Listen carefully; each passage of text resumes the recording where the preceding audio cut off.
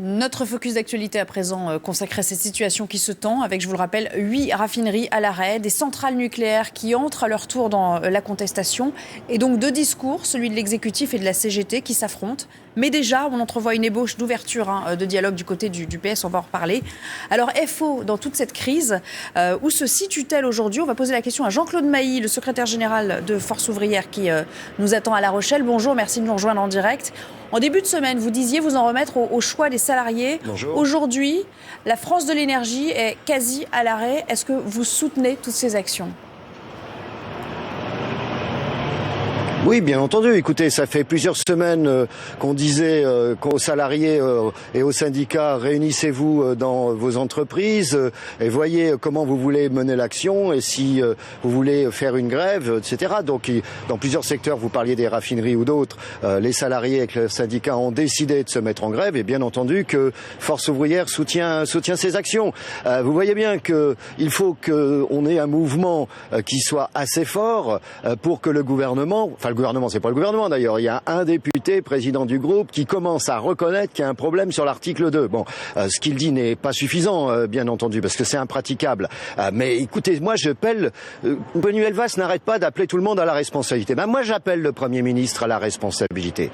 Quand on est Premier ministre, c'est pas simplement un acte d'autoritarisme. Qu'il ouvre un réel dialogue, et qu'il accepte de discuter sur le fond et de revoir les choses qui ne vont pas. Et tant que ça ne bougera pas, eh ben, le conflit perdurera.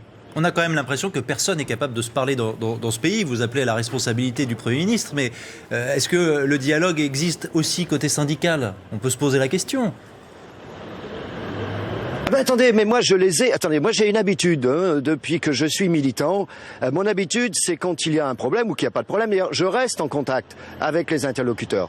Donc j'ai eu le président de la République à 2 reprises, j'ai eu le Premier ministre au téléphone, j'ai eu plusieurs ministres. Je leur ai expliqué les positions de FO. On n'est pas dans le vide, on est sur des choses concrètes. Donc ils connaissent bien, ils savent où sont les problèmes. Par contre, il faut qu'ils acceptent à la fois d'ouvrir les yeux, d'ouvrir les oreilles et accepter un dialogue. Il suffit pas de dire dialogue et de sauter sur sa chaise comme un cabri, comme disait l'autre, qu'il le pratique réellement. La responsabilité, elle vient de cette intransigeance du gouvernement droit dans ses bottes. C'est pas la première fois, mais c'est à lui d'ouvrir. Il ouvre les discussions, il accepte effectivement sur ce problème clé que ça fait 1 an que je l'explique, qu'ils doivent pas être surpris quand même. Ou alors ils n'écoutent pas, qu'il y a un vrai problème de fond. On est en train de chambouler la manière de négocier. On est en train de vouloir favoriser le dumping social dans notre pays. Il y en a déjà assez, c'est pas la peine d'en rajouter.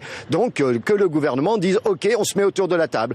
J'ai jamais coupé les ponts pour discuter, mais par contre je suis déterminé au nom de Force ouvrière pour maintenir la pression sur les points clés du projet. Jean-Claude Mailly, il y a un instant, vous faisiez référence aux propos de Bruno Le Roux. La fameuse hiérarchie des normes, elle refait surface aujourd'hui et c'est bien là tout le nœud du problème. Pourquoi dites-vous que c'est impraticable ? Écoutez, d'abord, la branche s'est fait, c'est un endroit de négocier. Vous imaginez demain, il y a des négociations, on conserve la priorité à l'entreprise. C'est ça le nœud du problème. Des accords d'entreprise, il y en a 36 000. C'est pas qu'on veut pas qu'il y en ait plus demain, c'est pas ça, mais on donne la priorité.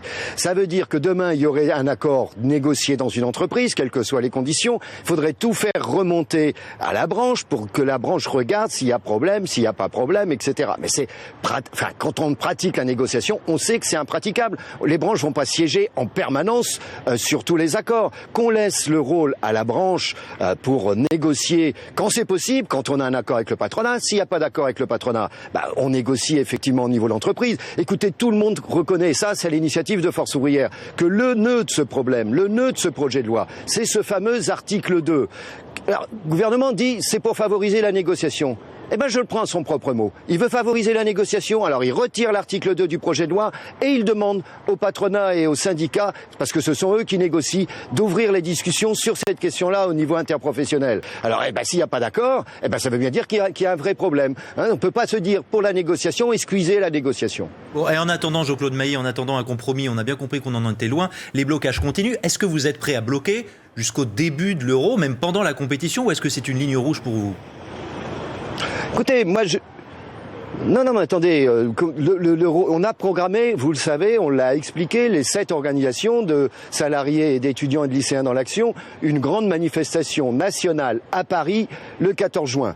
Passage, le 14 juin, il n'y a pas de match à Paris. Donc, elle est programmée, ça veut dire les gens vont monter des départements pour venir sur Paris. Donc ça, c'est décidé, c'est acté. Maintenant, c'est au gouvernement de voir s'il veut continuer un bras de fer, et dans tous les cas de figure, un bras de fer, quelle que soit l'issue, il y perdra des plumes. Ou si il veut effectivement, dans une démocratie, la négociation, ça existe, ouvrir sérieusement la négociation. La balle est dans son camp, vous savez. S'il n'y avait pas eu ce projet de loi dans les conditions où il a été là, on n'en serait pas là.